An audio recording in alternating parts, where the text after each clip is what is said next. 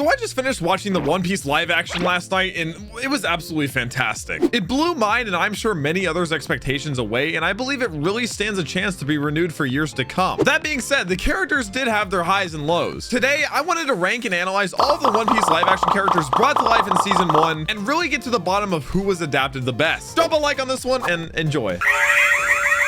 Chat, I have finished the One Piece live action, and I can say without a doubt, without a shadow of a doubt, it was absolutely spectacular. I would say final score like an 8 out of 10, 9 out of 10. And I think it has its highs and lows with everything. I wanted to get into basically breaking down every actor, actress that was a part of it, who kind of killed it, who maybe I think could have done a little bit better, or maybe their script wasn't as strong as it could have been. So with that being said, I have prepared the entire list. Oh wait, we actually have to make these categories. I don't want to just do S, A, B, C, D. We'll do for the top tier, perfect. We're not doing a smash or pass. What are you talking about? I'm not putting Buggy in smash. The category doesn't exist. Stop. Perfect casting, very strong, minor changes, slight miss, Dragon Ball Evolution. I feel like minor changes and slight miss are near each other. We'll say slight miss slash script, like not great writing. First up is Alvida. One of the more controversial, I think, because Alvida was also one of the anime characters that was like very tall or like more of a unit and is actually regular person size. I think the actress played her to the best of her ability. I was kind of more intimidated by her in this than in the anime, but maybe that's because I was just starting One Piece at the time, and I think gets the live action off to an okay start. I think if we want to actually see Alvida really hit her stride, we'll have to make it to season 2, because they did kind of tease the whole Buggy Alvida team up. I think Alvida is gonna go into slight miss slash script. Arlong is actually one that I was more hesitant against going into it from the trailer. Arlong, like Alvida, is much more of a unit in the show or manga. Actor absolutely bodied the job. He grew on me the more episodes I watched, and I think hit the most stride in the very final episode. So I don't think it was the perfect casting, but I honestly think it goes back and forth between very strong and minor changes, because I think the actor killed it. I still just am not as convinced about the nose. I think the outfit could have been done a little bit differently, but I think the actor really killed. No, I'm gonna put him in very strong. Yeah, he even had like that theme. It was really cool. It was like a trap mix for his theme. It was really cool. Also, if you notice, I didn't include any of the kid actors, like the flashbacks or anything, just because I don't know. I don't like rating like kid actors based on how well they did, but I thought all of them did very well. I think the standout kid actor was Sanji's, but also I think that backstory was done the best in general. Bellemere was solid.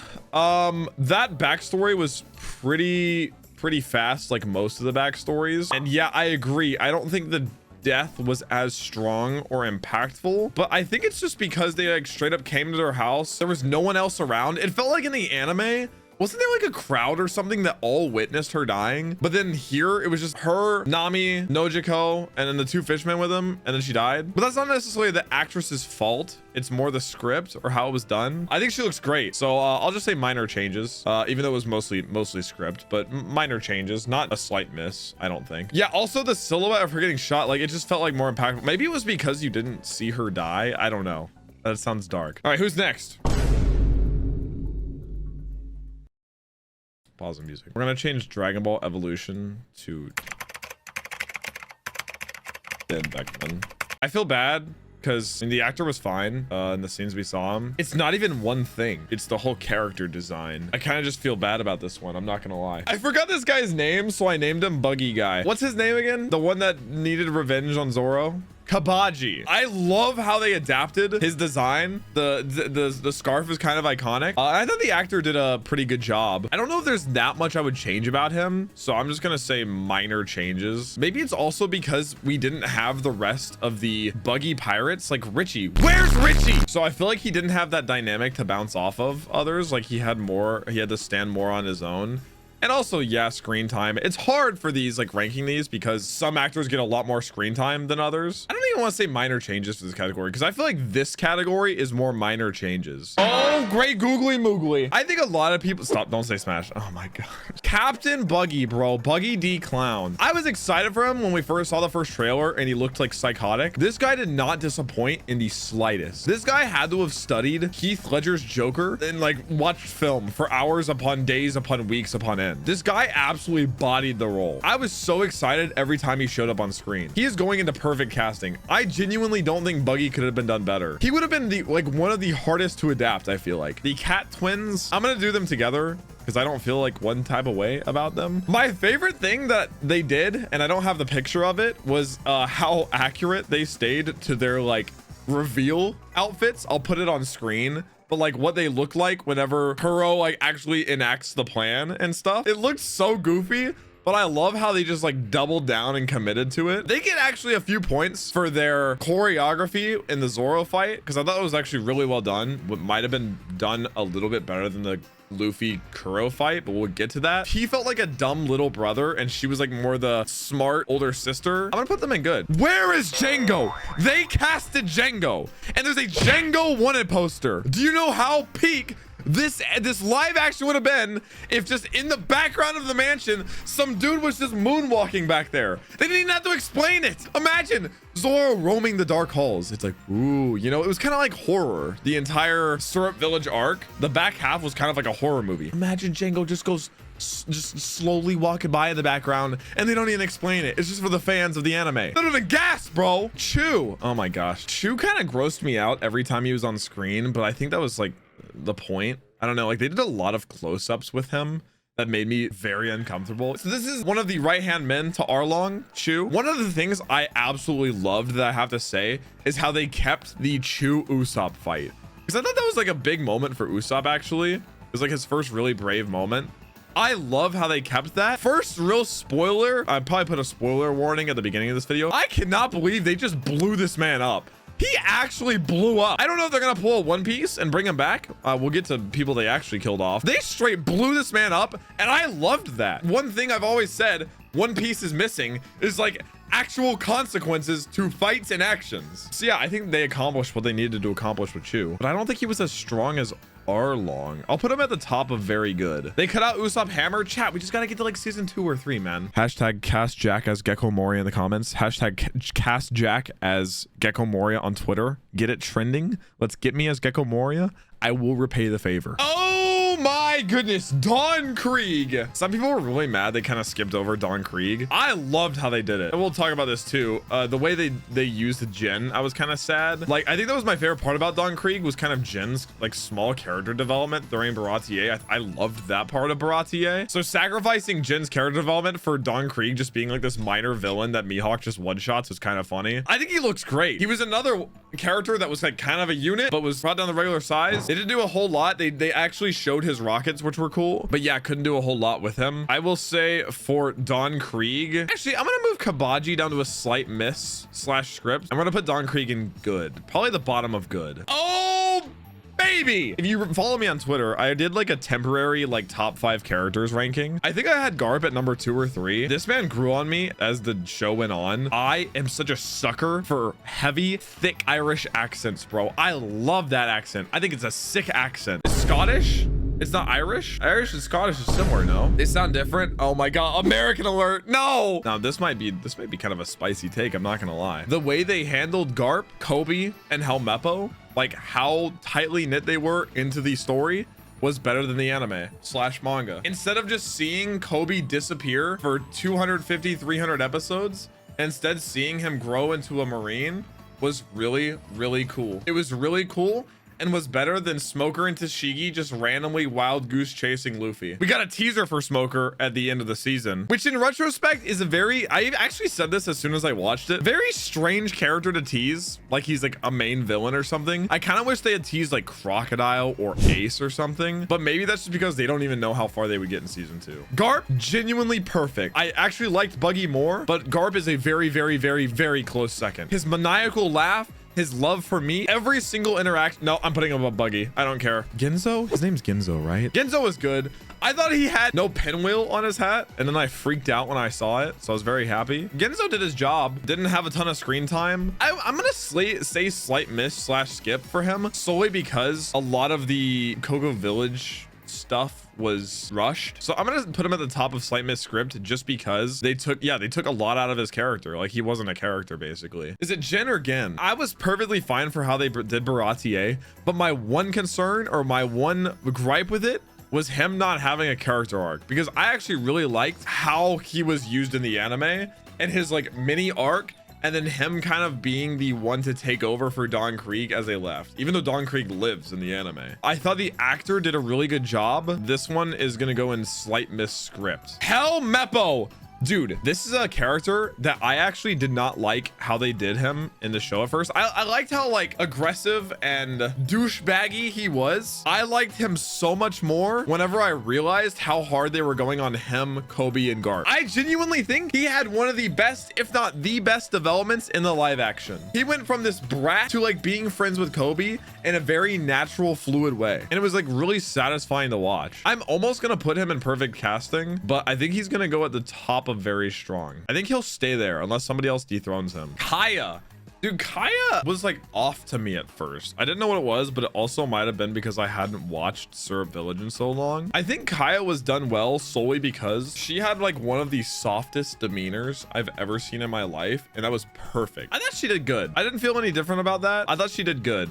I'm gonna put her probably at the top of good for right now. Kobe, another where I was just like pleasantly surprised by how much time he got, and I think the actor killed it. I like genuinely felt the concern from Kobe every time he was on screen. That kid gave me like secondhand anxiety. I'm gonna put him right below Helmeppo actually. I honestly liked Helmeppo's development as a character more than Kobe's, but Kobe's was still really good. Captain Kuro. I'm not gonna say his other name because I'm gonna be honest, every time I say his other name, I say it a different way, and I feel like I'm just trolling every time. Can somebody tell me how to pronounce his other name? Clahador? Commodore? Okay, you're trolling. Kurahadal? Is it Clahador or Clahadore? Commandor? I'm just gonna say Kuro. Whatever. Kuro was awesome. I was very put off by him every time he was on screen, which was the goal. Don't have much to say about him. I think the only time I was kind of disappointed, and maybe a lot of you agree on this, the one thing I didn't love about Syrup Village was his and Luffy's fight. Do you guys remember the shot of when Luffy punches and then he turns or he looks and Kuro was like standing on his arm? That was gas. Maybe it was the CGI for his power, like where he moves really quickly. But yeah, I didn't love his fight with Luffy as much as I wanted to, unfortunately. That was one of the things the anime 1,000,000% did better, was the fight with Luffy.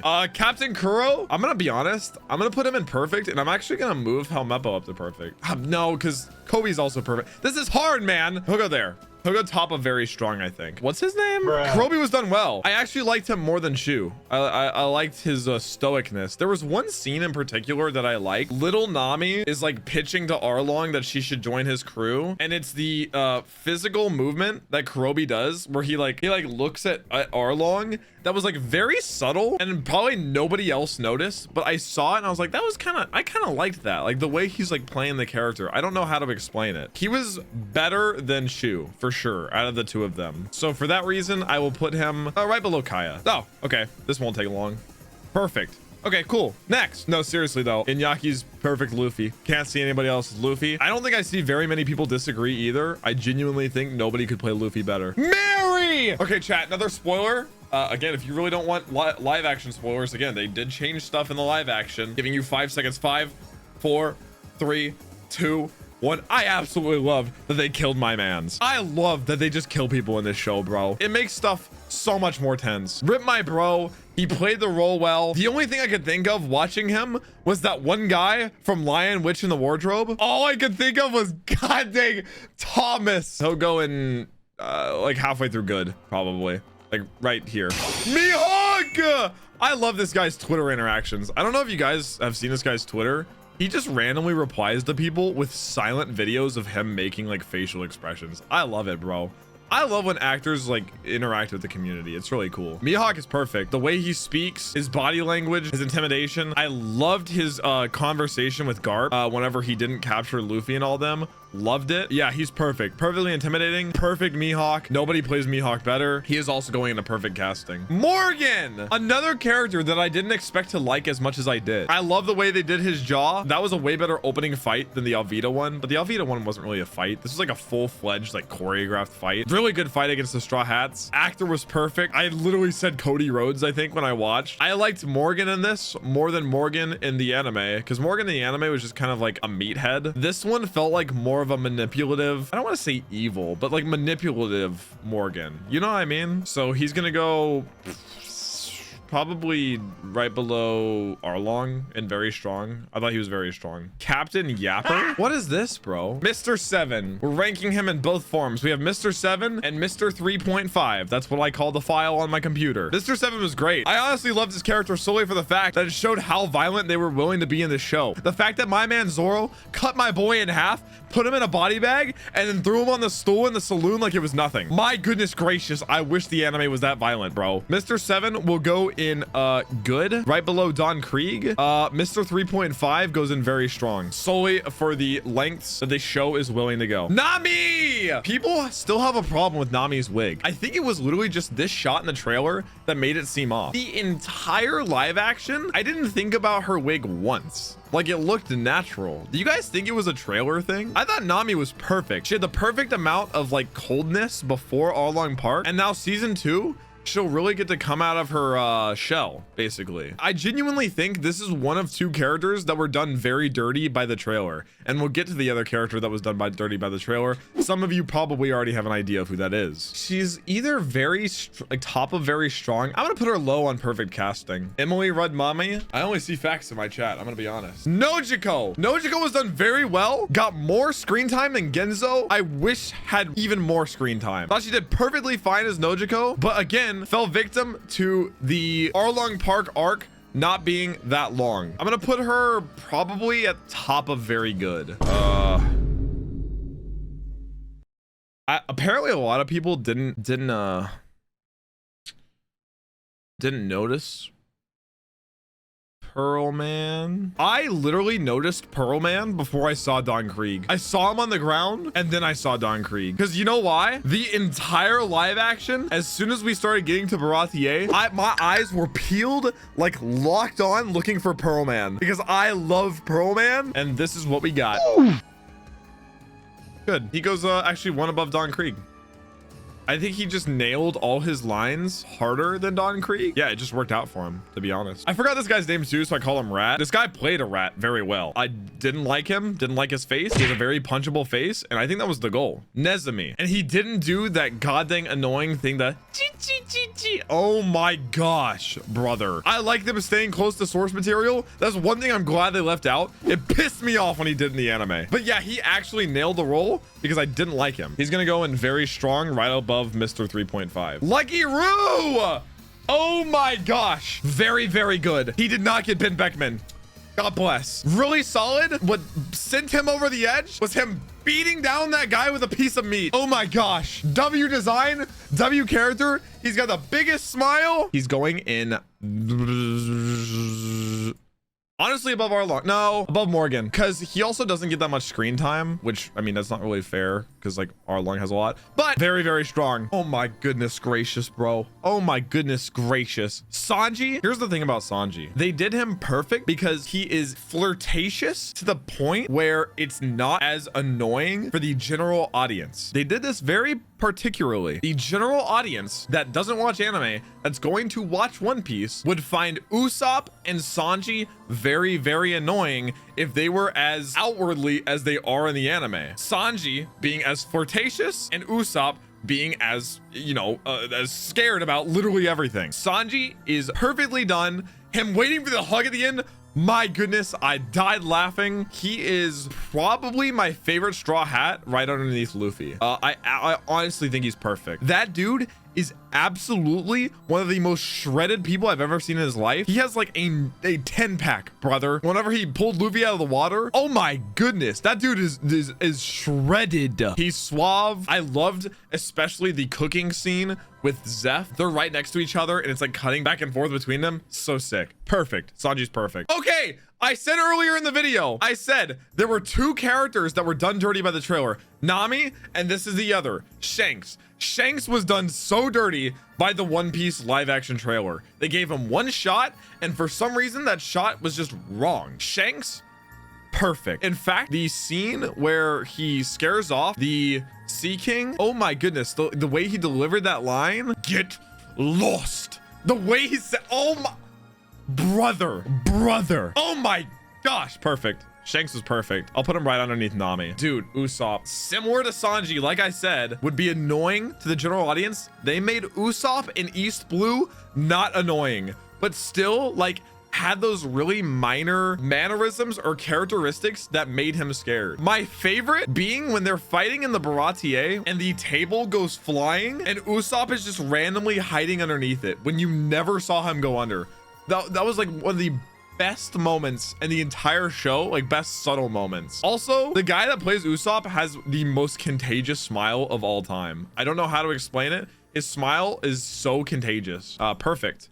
I'd probably put him probably right about there. I kind of wish they had done the Usopp pirates in some way. While they were in Syrup Village, like there were 3 kids that just like looked up to him or something. I don't know. Yasopp! We got father and son right back to back. Yasopp also did not get the Ben Beckman experience. Yasopp done fantastic. This picture is from the scene where he's like about to shoot, but Lucky Roo is like hostage, so he just turns, shoots the thing, and it hits him. Perfect. He's very strong. We need more time, similar to Lucky Roo, so he is going to go probably right next to Lucky Roo. We'll do him one underneath. My goodness, bro, this was the underdog. This was genuinely the underdog coming into the show. Did not have a ton of lines, had less than Arlong, had less than Kobe, had less than a Helmeppo. Bodied it. Absolutely bodied it. Zeph is gonna go probably above Mihawk right there. Fantastic. His conversation with Garp was one of the best in the show. Genuinely perfect. Better than Mihawk, in my opinion. Zeph was genuinely perfect. All of these are perfect in this category. It's like slight differences that set them apart. And we have one more. And it's very apropos that Zoro is last. I caught a lot of heat going into the live action saying that Zoro was the weakest out of the out of all the Straw Hats. And honestly, I think near the start, I thought he started weak because he's very, very, very edgy. Whenever they're in Kaya's closet and she's like, what do you want to wear? And he goes, something black. I think that was like one of my least favorite lines of the show, but I think as the show goes on and as he like opens up a little bit more, he's a perfect Zoro too. Also, can we talk about how the kid actor in the flashback scene looks exactly like Zoro? Like it genuinely looks like a younger version of the actor. It's kind of bizarre. I think Zoro's backstory was probably the weakest done out of all the Straw Hats. Usopp's wasn't that long, but I think Zoro's was the weakest. They removed down these stairs. Yeah, maybe it's the pacing of it or the way it was done.